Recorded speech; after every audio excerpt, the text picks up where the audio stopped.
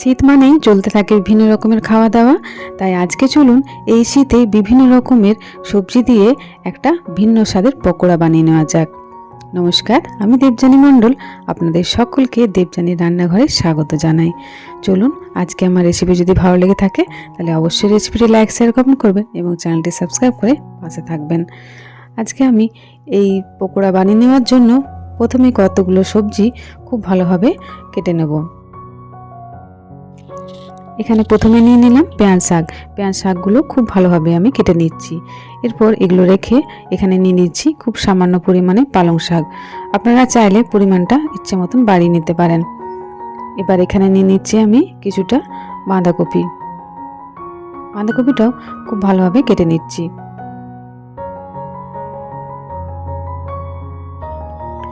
এরপর চলুন এখানে নিয়ে নিচ্ছি সামান্য একটু গাজরটা আমি অর্ধেকটা নেব এবং খুব ভালোভাবে ফাইন চপ করার চেষ্টা করে নিচ্ছি।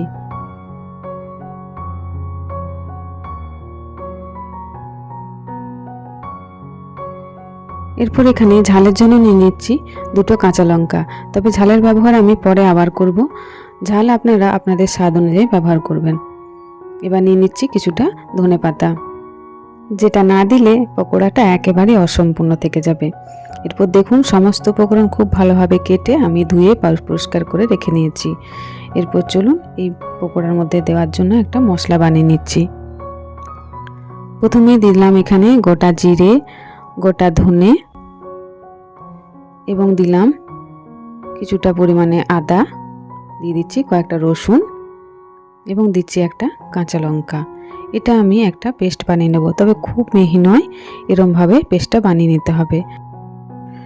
এরপর এখানে একটা বোল নিয়েছি, তার মধ্যে দিয়ে দিলাম 1 বাটি পরিমাণে বেসনটা দেওয়ার পর এখানে দিয়ে দিচ্ছি সামান্য একটু চিলি ফ্লেক্স। এরপর দিলাম এখানে তৈরি করে রাখা মশলাটা। এবার দিয়ে দিচ্ছি এখানে সামান্য পরিমাণে জলটা খুব বেশি কোনোভাবেই দেবেন না, একেবারে সামান্য দেবেন। এরপর আমি এটা খুব ভালোভাবে মশলাটা এই বেসনের সাথে মিশিয়ে নিচ্ছি।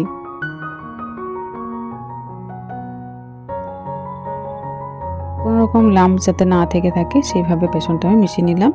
দিয়ে দিলাম একটু সামান্য পরিমাণে হলুদ গুঁড়ো।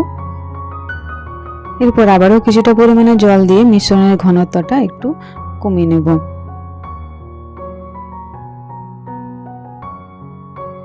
বেসনের ব্যাটারটা আমার একেবারে রেডি হয়ে গেছে। এরপর চলুন এখানে কেটে রাখা এক এক করে সবজিগুলো দিয়ে দিচ্ছি। দিয়ে দিলাম বাঁধাকপি, এরপর এখানে দিয়ে দিচ্ছি ধনেপাতা কুচি, এবার এখানে দিলাম গাজর এবং এখানে দিয়ে দিচ্ছি পালং শাক। এরপর দিয়ে দিচ্ছি কুচি করে রাখা পেঁয়াজ শাক। এরপর দিয়ে দিলাম কাঁচা লঙ্কা কুচি।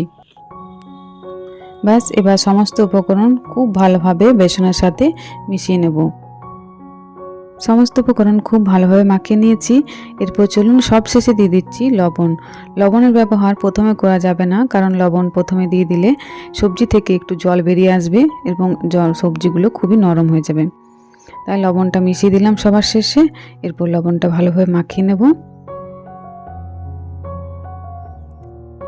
ব্যাস, পকোড়ার জন্য ব্যাটার আমাদের একেবারে রেডি হয়ে গেছে। এরপর এখানে কড়াই গরম করে নিয়েছি, তার মধ্যে দিয়ে দিচ্ছি পরিমাণ মতো সরষের তেল। আমি রান্নাটা সরষের তেলে করছি। এরপর এখানে একটু একটু করে আমি সমস্ত পকোড়াগুলো ভেজে নেব। প্রথমে ফ্লেমটা একটু হাই রাখার পর তারপরে ফ্লেমটা একেবারে লো করে দিতে হবে।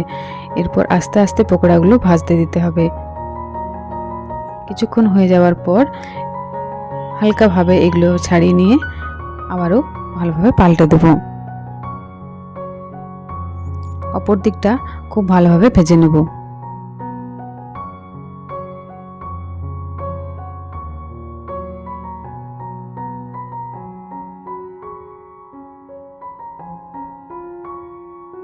পকোড়া আমাদের একেবারে রেডি হয়ে গেছে। তাহলে চলুন এগুলো সমস্তগুলো তুলে নিচ্ছি। এই একই প্রসেসে আমি সমস্ত পকোড়াগুলো ভেজে নেব। তাহলে শীত ফুরিয়ে যাওয়ার আগে এই শীতের সবজি দিয়ে এরকম একটা পকোড়া বাড়িতে একবার বানিয়ে অবশ্যই খাবেন। চা হোক বা মুড়ি, দুটোর সাথে জাস্ট জমে যাবে। একবার অবশ্যই এই পকোড়া বাড়িতে বানান, নিজে খান এবং অপরকে খাওয়ান।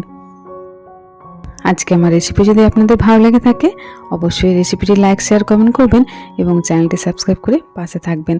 ভালো থাকবেন। দেখা হচ্ছে পরবর্তী নতুন একটা ভিডিওতে। Bye bye.